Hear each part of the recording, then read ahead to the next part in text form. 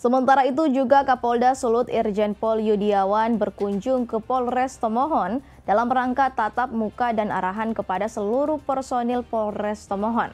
Beliau berpesan untuk tetap semangat dan saling membantu sesama anggota dalam tugas pelayanan kepada masyarakat. Kapolda Sulut Irjen Pol Yudiawan berkunjung ke Polres Tomohon. Kapolres Tomohon AKBP Leri Tutu menyampaikan laporan dan agenda rutin Kota Tomohon. Kunjungan Kapolda ini sekaligus juga memberi arahan kepada seluruh personel Polres Tomohon. Kunjungan ini menjadi yang pertama bagi Kapolda Yudiawan setelah dilantik sebagai Kapolda Sulut 2 bulan silam.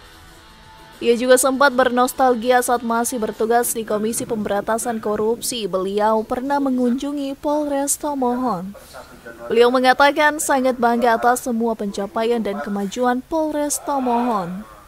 Namun terlepas dari semua apresiasi yang diberikan, beliau tetap mengingatkan kepada setiap personel untuk selalu semangat bekerja dengan ikhlas dan sepenuh hati melayani masyarakat.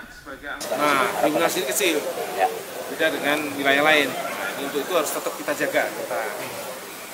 Berarti strategi pengamanan oleh Polresnya berhasil, karena kriminalnya kecil. Untuk itu juga peran serta masyarakat sangat diperlukan supaya tetap kondusif.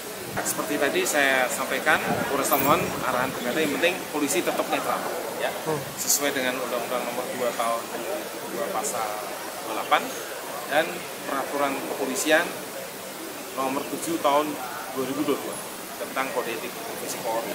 Polisi harus netral.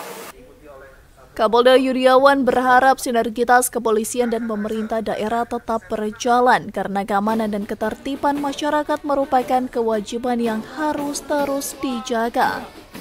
Kunjungan tersebut juga dihadiri Forkopimda Kota Tomohon. Dari Kota Tomohon, Brando Pusung melaporkan untuk Kawanua TV.